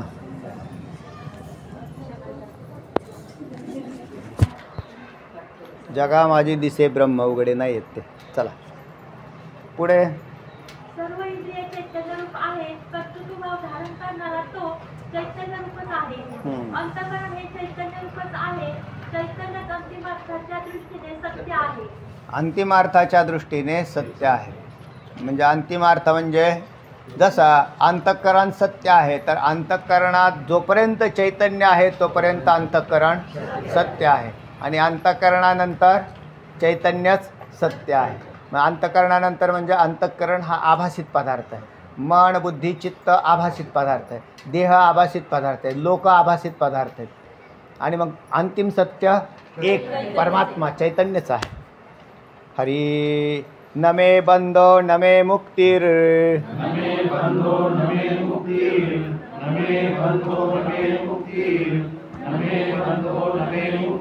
न मे शास्त्रं न मे गुरुः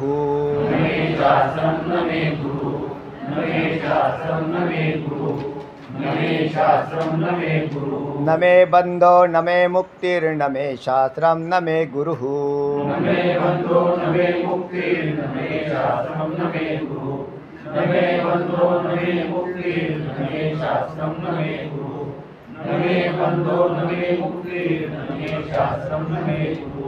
माया मात्र विलासो ही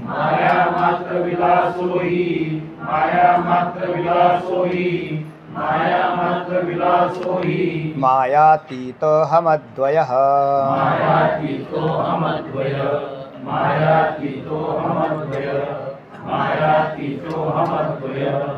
हरि माया मात्र विलासो हि मायातीतोऽहमद्वयः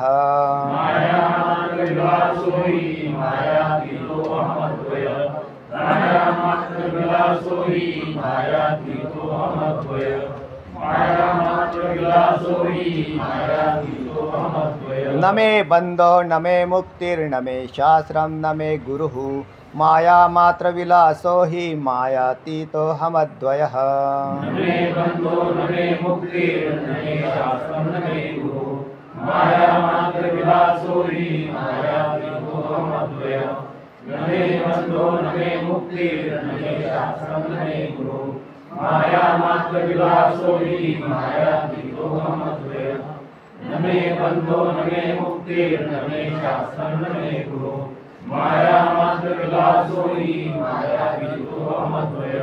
न मे बंधः न मे मुक्तिः न मे शास्त्रं न मे गुरुः माया मात्र विलासः हि मायातीतः अहम अद्वयम्. सांगा लगडतंय.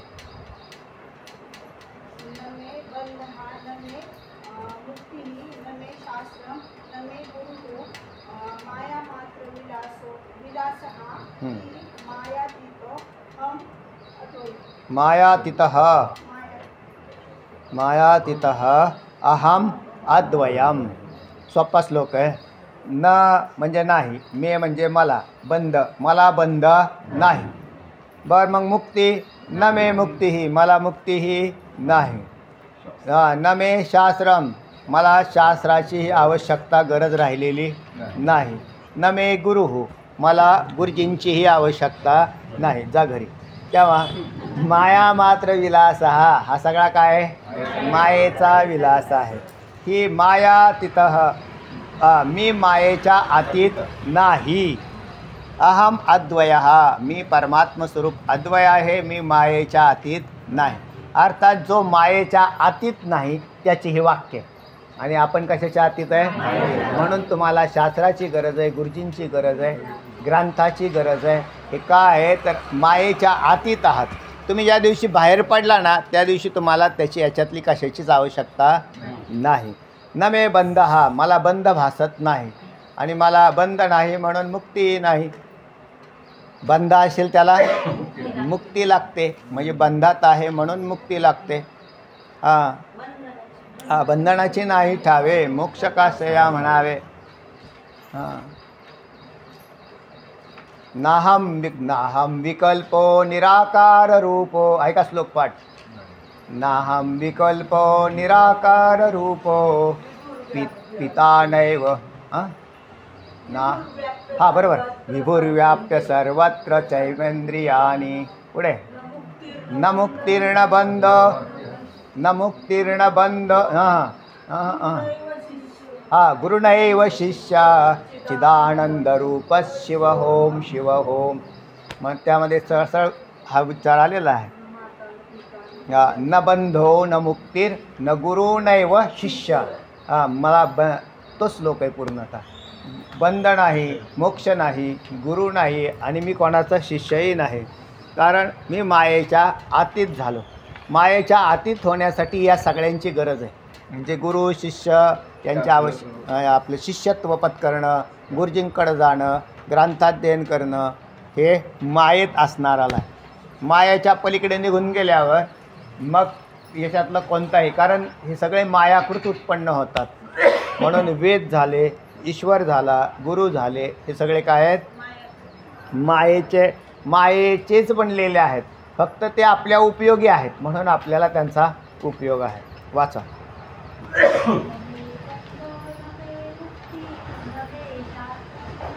हा आपला पहिला छंद. आता दुसरा छंद नाही, पहिल्या अनुष्टुप छंदातला. न मे बंध न मे मुक्ती न मे शास्त्रम न मे गुरु माया मात्र विलासो ही मायातीतो हमद्वय. हा अनुष्टुप छंद आहे. हा पुढे. मला बंधन नाही, मला मुक्तीही नाही, मला शास्त्राची गरज नाही, मला कोणी गुरु नाही, सारा मायेचा केवळ खेळ आहे. हा सगळा मायेचा खेळ आहे. पण मायेतून बाहेर पडायचं असेल तर गुरूंशिवाय पर्यायच नाही, शास्त्राशिवाय पर्यायच नाही. म्हणून धन्यहम धन्यहम असं पंचदशीमध्ये उच्चार आलेला आहे ना. अहो गुरुम महो गुरुम. त्या गुरूंचे काय उपकार सांगू, जे गुरुजींनी वास्तविक पाहता काहीच केलं नाही, फक्त माझे विचार बदलवले. विचार बदलल्याने मायेच्या पलीकडे गेला आणि विचारच त्याला अज्ञानात आणून ठेवतात. म्हणून हे सगळं एक विचित्रच खेळ आहे. कारण फक्त समजूत बदलली, भाऊ सांगायचे, समजूत बदलली की तुमचं सगळं बदललं. आणि तुमची समजूत जर चुकीची असेल तर तुम्ही बद्ध आहात. समजूत काय आहे? मी देह आहे, मग दुःख बघा. समजूत काय आहे? अयम आत्मा ब्रह्मा. समजूत झाली ना तुमची. मग समजूत झाल्यावरती तुम्हाला दुःख नाही. ते म्हणजे चोरी झाली, पाहू द्या, काय अडचण काय? सोनं गेलं, जाऊ द्या, काय अडचण आहे? अडचण काय? माझं गेलं आणि माझ्या उपयोगी आहे. मग तुम्ही देहाच्या संबंधाने असताल तर मग तुम्हाला दुःख आहे. तुम्ही देहातून आतीत झालेला असेल, दुनिया जळाली, काही अडचण नाही. न मे दह्यती कश्चन. माझं काहीच जळत नाही, काही नाही, सगळे मेले. पहिली गोष्ट सांग का, कुणीच मरत नाही. फक्त हे तुमच्या भावनेचा खेळ चाललेला आहे. मी तुम्ही त्या शरीराला धरता आणि त्या शरीराला धरल्यावर मेलेल्याचा भाव तयार होतो आणि ते शरीर उत्पन्न झाल्यावर जन्मलेचा भाव होतो.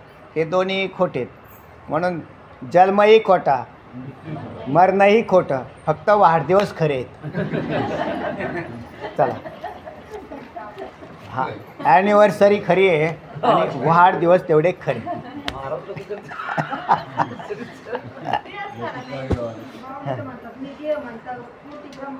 येऊन या पाठी थापटत. मी देह म्हणता ब्रह्महत्या कोटी. बरोबर आहे ना, त्याचं गणितच त्याच्यात दडलेलं आहे. ह्याच्यात काय आहे? सूत्रबद्धता आहे अगदी. तुम्हाला सूत्र कळालं की असं नाही, काही मरत नाही, काही जात नाही. काय झालं, काय होईल, काही होत नाही. तुम्ही तुमच्या भावनेचा खेळ चाललेला आहे सारा. म्हणजे तुम्ही अज्ञानाने माझी पोरं म्हणतं, माझी पोरं. तुमची पोरं नाहीतच. तुम्हाला कधी पोरं झाली? मुलं नाही, बाळं नाही, काय नाही. काय म्हटलं ते मगरताई नाही आल्या. देशवेश नव्हे माझा, सहज फिरत आलो, करू सत्ता कवणावरी, कोठे स्थिर राहिलो. पाय डोळे म्हणती माझे, तीही कैसा मोकळीलो. परदेशी नाही कोणी, अंध पांगुळ झालो. आता माझी करी चिंता, दान देई भगवंता. पाठीपोटी नाही कोणी. हे फक्त पाठ करायचा आणि पाठीपोटी नाही कोणी, माझी पोरं. संस्कार आणि त्यांना अभंग पाठ करायला काय अडचण नाही. अभंग बरोबर पाठ होता. आणि फक्त गुंता कुठं तयार होतो, ज्या वेळेला व्यवहार करायचा येतो ना, त्यावेळेला फसला. आणि मग तो असं रडायला लागतो. तो असं, आता काय करू, आता ते म्हणले काय नाही, तुझं कोणी नाही, तुम्हाला माहिती सोपं आहे बोलायला. आम्हाला पचायला काय कठीण आहे. चला वाचा. मला कोणी गुरु नाही, सारा मायेचा केवळ खेळ आहे. आणि मी मात्र एकमेव असा माये पलीकडचा ब्रह्मरूप आहे. राज्यं करोतु विज्ञानी, राज्यं करोतु विज्ञानी, राज्यं करोतु विज्ञानी, राज्यं करोतु विज्ञानी. भिक्षामटतु निर्भयः, भिक्षामटतु निर्भयः, भिक्षामटतु निर्भयः, भिक्षामटतु निर्भयः. राज्यं करोतु विज्ञानी, भिक्षामटतु निर्भयः. राज्यं करोतु विज्ञानी, भिक्षामटतु निर्भयः. राज्यं करोतु विज्ञानी, भिक्षामटतु निर्भयः. राज्यं करोतु विज्ञानी, भिक्षामटतु निर्भयः. दोषैर्न लिप्यते शुद्ध, दोषैर्लिप्यते शुद्ध, दोषैर्लिप्यते शुद्ध, दोषैर्लिप्यते शुद्ध. पद्मपत्रमिवाम्भसा, पद्मपत्रमिवाम्भसा, पद्मपत्रमिवाम्भसा, पद्मपत्रमिवाम्भसा. दोषैर्न लिप्यते शुद्ध पद्मपत्रमिवाम्भसा. दोषैर्लिप्यते शुद्ध, पद्मपत्रमिवाम्भसा. दोषैर्लिप्यते शुद्ध, पद्मपत्रमिवाम्भसा. दोषैर्लिप्यते शुद्ध, पद्मपत्रमिवाम्भसा. राज्यं करोतु विज्ञानी, भिक्षामटतु निर्भयः. दोषैर्न लिप्यते शुद्ध पद्मपत्रमिवाम्भसा. राज्यं करोतु विज्ञानी, भिक्षामटतु निर्भयः. दोषैर्लिप्यते शुद्ध, पद्मपत्रमिवाम्भसा. राज्यं करोतु विज्ञानी, भिक्षामटतु निर्भयः. दोषैर्लिप्यते शुद्ध, पद्मपत्रमिवाम्भसा. राज्यं करोतु विज्ञानी, भिक्षामटतु निर्भयः. दोषैर्लिप्यते शुद्ध, पद्मपत्रमिवाम्भसा. राज्यं करोतु विज्ञानी, भिक्षाम अटतु निर्भयः. किंवा भिक्षाम मटतु एकत्र घेतला तरी काय अर्थ ना. भिक्षाम अटतु निर्भयः. दोषै हे न लिप्यते शुद्धः पद्मपत्रम इवाम्भसा. किंवा भगवद्गीतेमधल्या श्लोकात येत असते पद्मपत्र विमांभसा. राज्यं करोतु विज्ञानी, भिक्षामटतु निर्भयः. दोषै हे न लिप्यते शुद्ध पद्मपत्रमिवाम्भसा. राज्य करोतु विज्ञानी, विज्ञानी राज्य करोतु. विज्ञानी म्हणजे ज्ञानी. विज्ञानी या पदाचा अर्थ आहे प्रपंचाचा ज्ञानी. आचार्यांनी विज्ञान हा जो शब्द वापरलेला आहे तो प्रपंचाच्या ज्ञानाविषयी वापरलेला आहे. म्हणून विज्ञानी राज्यं करोतु, प्रपंचाचं ज्याला ज्ञान आहे, प्रपंचाचं ज्ञान. कोण राजकारण करेल? ज्ञान असणार. ज्याला ज्ञान आहे ना, इलेक्शनला कोण उभं राहील त्याचं बी त्याच्यातलं ज्ञान पाहिजे. म्हणजे इलेक्शनचं त्याला ज्ञान असावं लागेल. राज्य करणारा, राज्यकारभार, राज्य शकट चालवणारा. विशेष करून आचार्यांचा जन्म इसवी सन पूर्व 509 झाला. आचार्यांचा जन्म कधीचा आहे? इसवी सन पूर्व 509. म्हणजे इसवी सन पूर्व 509 म्हणजे आता 2500 वर्ष होऊन गेलेले. आणि त्यावेळेला राजशाही पद्धती अस्तित्वात होती. राजा कोण करेल? राज्य कोण करेल? ज्याच्या मनगटात बळ आहे, ज्याच्याकडे ताकद आहे, आणि मग तो राज्यकारभार करण्याच्या योग्यतेला आहे. जनकरादी राजाने राज्य केलेल्याची उदाहरणं आहेत. जनकराजाने म्हणतो तत्ववेत्ता होता, पण जनकराजाचं ज्ञानावर काय परिणाम आहे? काही नाही. म्हणून राज्य करोतु विज्ञानी, ज्यांच्याकडे आहे ना सामर्थ्य त्यांनी राज्य केलं, काय फरक नाही पडत. आम्ही राज्य नाही करत, आम्ही काय करतो? संसार करतो. मग करा, संसारामध्ये राहा, पण संसारातले राहू नका, नाही तर रडताल. संसारात राहिला पण संसारातला राहिला नाही. कोणी गेलं तरी त्याच्या चेहऱ्यावर काहीच भाव नाही. कोणी गेलं तर म्हणजे जे त्याला ताण देत होतं. प्रिय व्यक्ती गेली. प्रिय, पहिली गोष्ट त्याचे सगळेच प्रिय असतात. ज्याचा एक प्रिय असतं ना त्याला गेल्यावर दुःख होतं. आणि ज्याची दुनिया प्रिय आहे ना त्याला, मग दुनियाचे अनेक घटक शिल्लक आहेत ना. तुम्हाला प्रिय म्हणजे काय प्रिय? जर त्याला फक्त त्यांनी तेवढंच प्रिय ठेवलेलं असेल तर मग त्याला दुःख होतं आहे. तेव्हा संसार करणारे, कृषी करणारे, दुकानदारी करणारे, व्यापार करणारे, कोणी बी करो. आमचे सगळे सजन कसाया विकू लागे मांस, ते व्यापारच करत होते का नाही? हां नरहरी सोनार, हां म्हणजे सोनारकीचं काम करणारे, सावतोबा महाराज त्यांची काम करणारे सगळे कृषी काय आपापले जे कर्मधंदे ते म्हणते त्याचा आणि या तत्त्वज्ञानाचा काडीचाही संबंध नाही. उलट माझं तर असं म्हणणं आहे की कर्म करणाऱ्या माणसाचं तत्त्वज्ञान फार पक्कं होतं, कारण तो कर्मात सारखा त्याला चेकिंग करत राहतो. आणि जो चेकिंग करतो तो उत्कृष्ट जिज्ञासू समजून घ्यावा. ब्रह्मज्ञानी असेल नसेल काय असेल ते, पण तो सारखा टेस्टिंग करतो. प्रपंचात तुम्हाला टेस्टिंग करता आलं पाहिजे, म्हणजे त्याच्याबरोबर तुम्ही वाहणार बी नाही आणि तुमचं ज्ञान टेस्ट करत राहतात. बरोबर आहे ना. लाईटमध्ये करंट आहे हे ते टेस्ट असं लावलं ते लाईट लागते, हो लागते. तसं प्रपंचात घटना घडली की स्वतःवर टेस्टर लावावा ब्रह्मज्ञानाचा आणि टेस्ट करून घ्यावं. झटका बसला का, रडले का, हसले का, हे टेस्टिंगचे पॉईंट आहेत त्याच्यातले.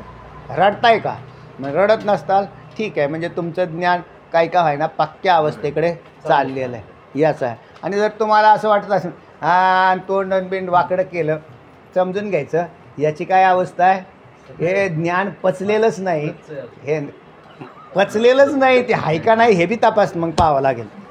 तर तेव्हा राज्यम करोति विज्ञानी भिक्षाम, किंवा निर्भयतेनं भिक्षा मागणारा काय म्हणते काय भिक्षा मागून खातो, काय फरक पडतो. कारण त्याच्या दृष्टीने मिळवलेलं काहीच मिळवायचं नसतं, या सृष्टीत काही मिळवायचंच नसतं. ज्याला मिळवायचं नसतं तो महात्मा, आणि ज्याला मिळवायचं असतं तो जीव. मग काही मिळवायचं नाही, आता काय करायचं आहे आपल्याला, काय करायचं, काहीच करायचं नाही. ते म्हणले असलं तर जेवायचं, नसलं तर झोपायचं, नाही तर फिरून यायचं. का एकदम निष्क्रिय झालेला. आणि हे ज्ञानानेच घडतं, नाहीतर ज्ञानाने घडतं किंवा म्हातारं झाल्यावर.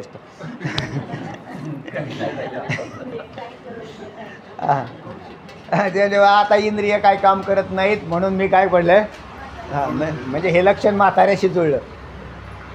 दोषार न लिप्यते शुद्ध, शुद्ध दोषाने कधी लिप्त होत नाही. जसं पद्मपत्र पाण्यातील कमलपत्र जसं पाण्याने लिप्त होत नाही तसा महात्मा लिप्त होत नाही. मग त्याने राज्य करो, भिक्षा मागो, नाहीतर अजून कोणतेही कर्म करो, कोणत्याही दोषाने तो लिप्त होत नाही. वाचा.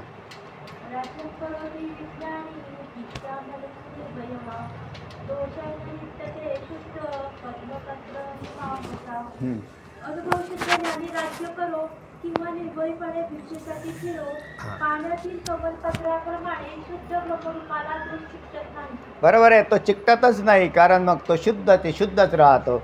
पुण्यानी पापकर्मानी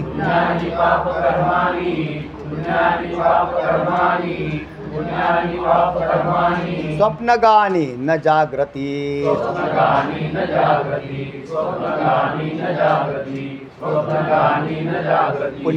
पापकर्माणि स्वप्नगानि न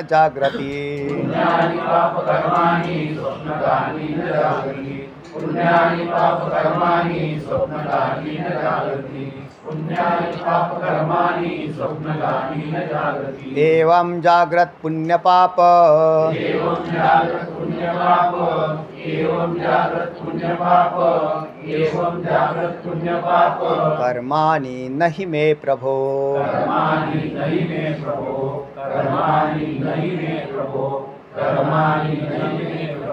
एवं जाग्रत पुण्य पाप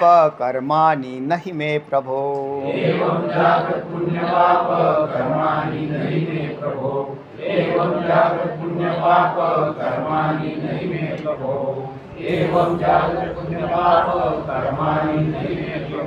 पुण्यानि पापकर्माणि स्वप्नगानि न जाग्रति. एवं जाग्रत पुण्य पाप कर्माणि नहि मे प्रभो. पुण्यानि पापकर्माणि स्वप्नगानि न जाग्रति. एवं जाग्रत पुण्य पाप कर्माणि नहि मे प्रभो. पुण्यानि पापकर्माणि स्वप्नगानि न जाग्रति. एवं जाग्रत पुण्य पाप कर्माणि नहि मे प्रभो. पुण्यानि पापकर्माणि स्वप्नगानि न जाग्रति. एवं जाग्रत पुण्य पाप कर्माणि नहि मे प्रभो. हा निश्चय झाला की तुम्हाला मग काही अडचण नाही, तुमचा देवदेव संपेल. पण निश्चय कसा आहे, मी पुण्यही करत नाही आणि मी पापही करत नाही. पुण्य करत नाही म्हणून सकामताही नाश पावलेली असते त्याची.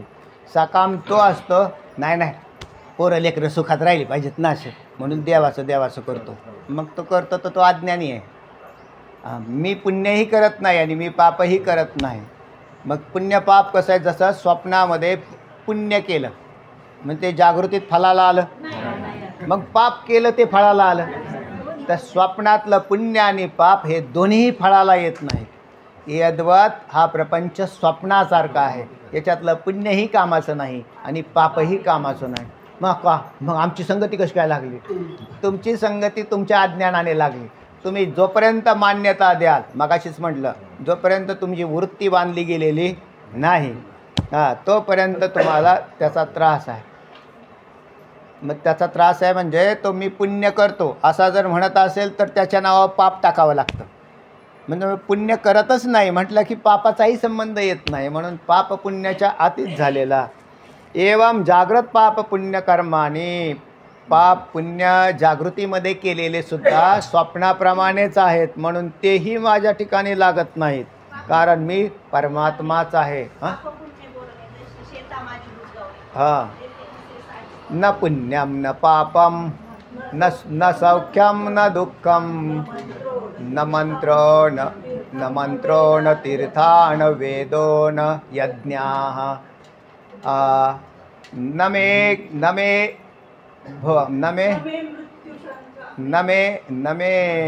भोक्ता न मे भोजनम नैव भोक्तम न भोक्ता चिदानंद रूप शिव होम शिव होम. अच्छा आत्मषटकामधला श्लोक आहे हे, तर त्याच्यामध्ये ते बी घेणार आहे तुमचे. तेव्हा न पुण्यम न पापम न सौख्यम न दुःखम, पुण्य नाही आणि पापही नाही, सौख्य म्हणजे सुखही नाही आणि दुःखही नाही, ना त्याच्याही पलीकडे, म्हणजे हे माझ्या ठिकाणी लागत नाही. काय म्हटलं?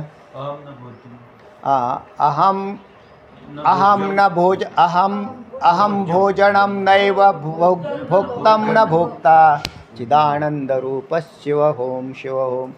तर तेव्हा अशा प्रकाराने मी आहे. पुण्य आणि पापकर्मानी मला लागत नाही, जागृतीतलेही लागत नाही. जागृतीचे व्यवहार कशावर चालतात? पाप पुण्यावर. मग पाप पुण्यावर चालतात तर मग पाप पुण्य लागल ना हो. लोक दान धर्म करतात का नाही? कशासाठी? पुण्य होण्यासाठी. जे या मुक्त पुरुष दान पुण्य करतात आणि बद्ध पुरुषही दान पुण्य करतात. बद्ध पुरुष त्याच्यातला जर भक्त वगैरे असतील तर ते म्हणतात पुण्य होण्याच्या दृष्टीने करतो, आणि मुक्त पुरुष जे आहेत तेही दान पुण्य करतात, पण सहज अवस्थेमधलं दान पुण्य येते ते याच्यात बद्धही करत नाही आणि मुक्तही करत नाही. तर तेव्हा कारण मी परमात्मा आहे, मी स्वतःच परमात्मा असल्याने मला पाप पुण्याची आवश्यकता राहिलेली नाही. वाचा.